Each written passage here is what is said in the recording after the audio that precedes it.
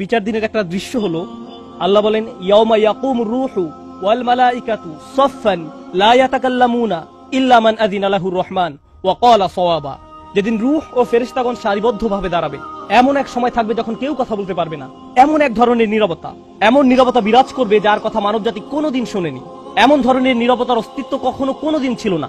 সেই রকম পিনপতন নীরবতায় আল্লাহ বলেন লা ইয়াতাকাল্লামুন, কেউ কথা বলতে পারবে না, ইল্লা মান আযিনা লাহুর রহমান, দয়াময় আল্লাহ যাকে অনুমতি দিবেন সে ব্যতীত।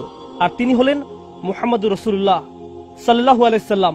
তিনি এমন সময় আল্লাহর কাছে আসবেন যখন সৃষ্টির কারো একটি শব্দ করার অনুমতি থাকবে না, সৃষ্টির কারো কোনো আওয়াজ শোনা যাবে না। তিনি আল্লাহর সামনে এসে আল্লাহর কাছে কথা বলার অনুমতি চাইবেন। ফায়ুযানু লি, তিনি বলেন আমাকে কথা বলার অনুমতি দেওয়া হবে।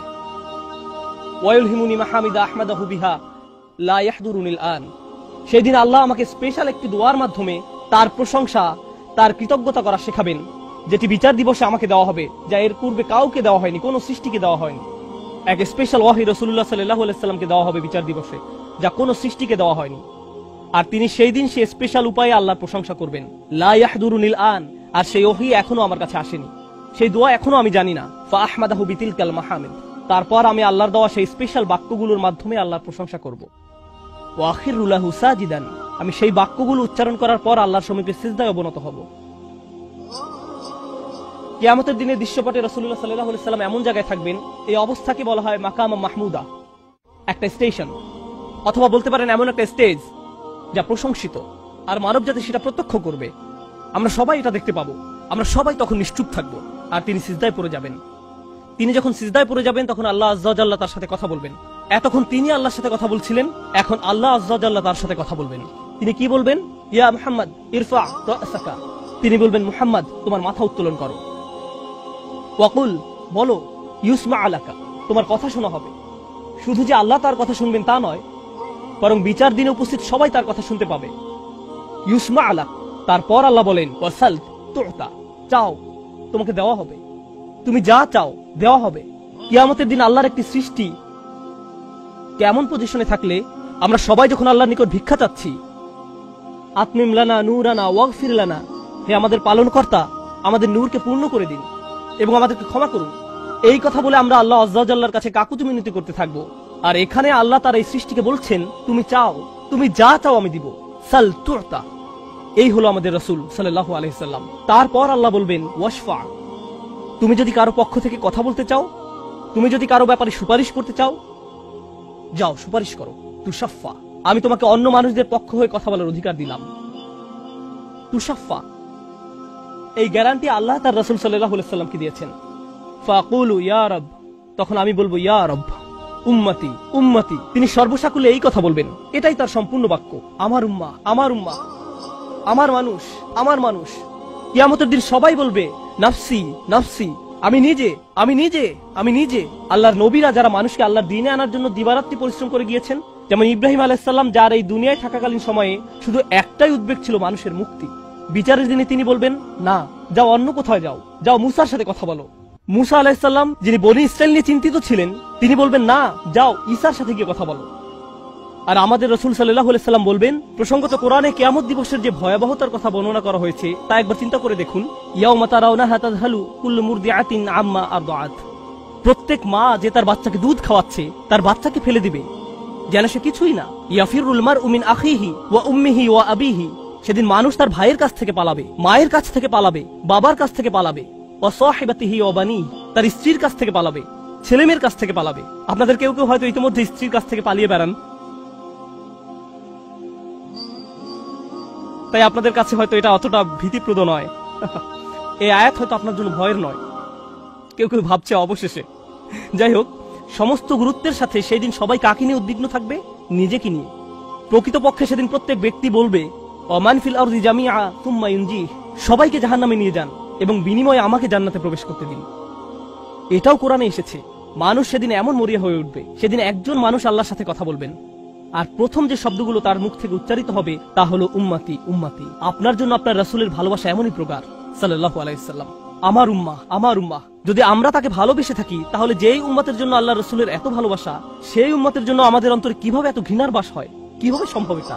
কিভাবে আমাদের পরস্পরের প্রতি এত ক্রোধ, বিচার, সমালোচনা, বিভক্তি, বিদ্বেষ, অনুমান, অহংকার। আর এই মানুষগুলো দাবি করে তারা রাসূলুল্লাহ সাল্লাল্লাহু আলাইহি ওয়াসাল্লামকে ভালোবাসে।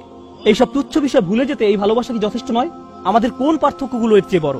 তো যখন রাসূলুল্লাহ সাল্লাল্লাহু আলাইহি ওয়াসাল্লাম বলবেন উম্মতি উম্মতি, আল্লাহ সুবহানাহু ওয়া তাআলা বলবেন ফায়াকুলু ইনতালিক, এগিয়ে যাও, ফাআখরিজ মিনহা মান কানা ফি কলবিহি মিসকালা শাইরাতিন মিন ঈমান।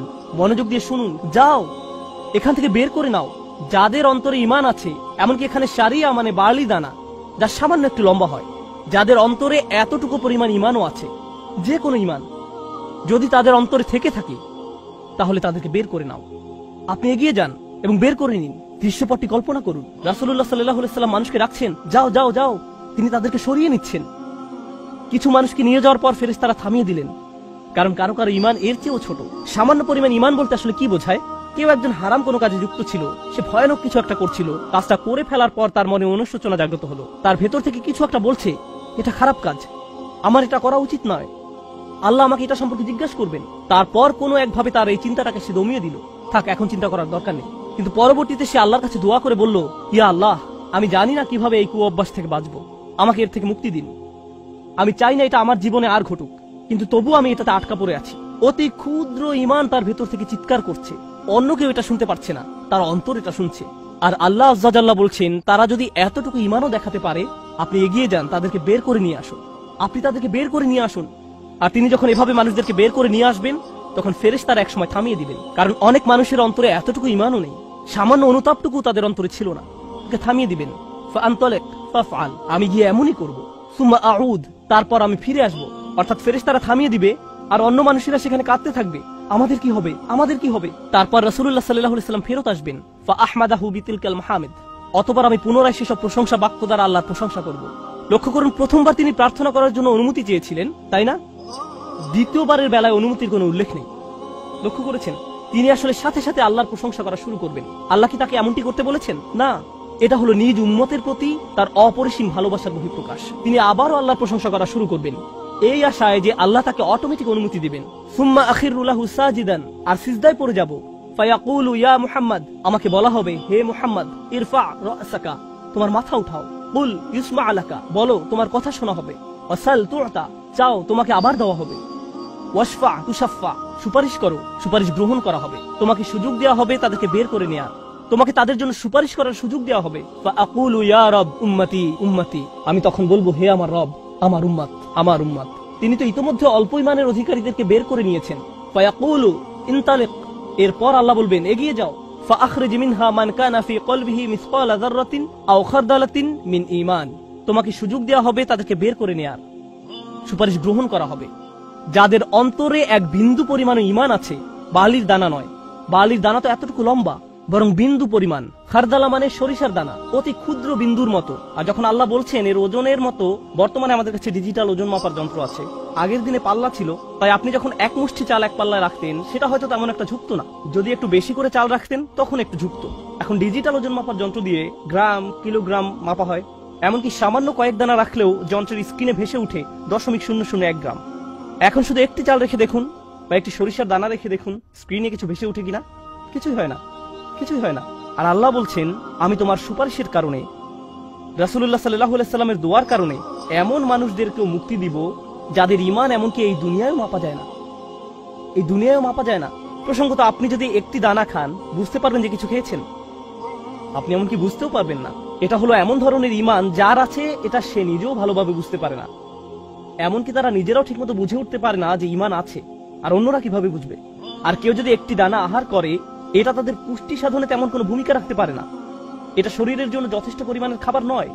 ঠিক তেমনি যার সরিষার দানা পরিমাণ ঈমান ছিল, সেই ঈমানও একটি ভালো জীবন অতিবাহিত করার জন্য তা যথেষ্ট ছিল না। কিন্তু তাদের অন্তরের কোনো এক জায়গায় একটি ঈমানের বাস ছিল।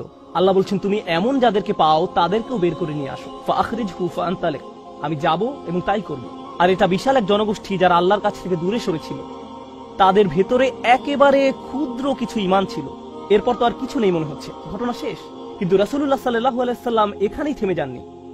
ফাআহমাদাহু বিতিলকাল মাহামিদ সুম্মা আখিরু লাহু সাজিদান, তিনি এখানেই থেমে যাননি, তিনি আবারও ফিরে যাবেন এবং আমি সেসব প্রশংসা বাক্য দিয়ে আল্লাহর প্রশংসা করব এবং আবারও সিজদায় পড়ে যাব। ফায়াকুলু ইয়া মুহাম্মদ ইরফা রাসাকা, আমাকে বলা হবে হে মুহাম্মদ মাথা উঠাও। ওয়াকুল ইসমা আলাকা, বলো তোমার কথা শোনা হবে। ওয়াসাল তুতা, চাও দেয়া হবে। আল্লাহ আযজা ওয়া জাল্লা সহজেই বলতে পারতেন তুমি তো ইতিমধ্যে চেয়েছো এবং তোমাকে দেয়া হয়েছে, কিন্তু তৃতীয়বারের মতো রাসূলুল্লাহ সাল্লাল্লাহু আলাইহি সাল্লামকে বলা হচ্ছে ওয়াশফা তুশাফা, এগিয়ে যাও, মানুষের জন্য সুপারিশ করো, গ্রহণ করা হবে, তোমাকে তাদের পক্ষে চাওয়ার সুযোগ দেওয়া হবে, আমি তোমাকে এটা দিচ্ছি। ফাআকুলু ইয়া রাব উম্মতি উম্মতি, আমার উম্মাহ আমার উম্মাহ। এখন চলুন এখানে একটু থামি। যদি আপনি এই সুযোগ পেতেন, আল্লাহ যদি আপনাকে বলতেন তুমি যা চাও তাই পাবে, তুমি চাও দেওয়া হবে, যা কিছু তুমি চাও না কেন, আমাদের বিশাল একটা লিস্ট আছে, রাসূলুল্লাহ সাল্লাল্লাহু আলাইহি সাল্লামকে এই সুযোগ কয়বার দেওয়া হয়েছে? 3 বার। কত মিলিয়ন মানুষকে ইতিমধ্যে রক্ষা করা হয়েছে। তৃতীয়বার তো তিনি নিজের জন্য কিছু চাইতে পারতেন। আমরা তো মানুষ, আল্লাহ যদি বলেন চাও আমি দিব, আর এই মানুষটি আল্লাহর সামনে দাঁড়িয়ে আছেন আর তাকে বলা হচ্ছে, কিন্তু তারপরেও তার জিহ্বায় উম্মাহ উম্মতি উম্মতি, তো আল্লাহ বলবেন ফায়াকুলু ইনতালিক, সামনে এগিয়ে যাও।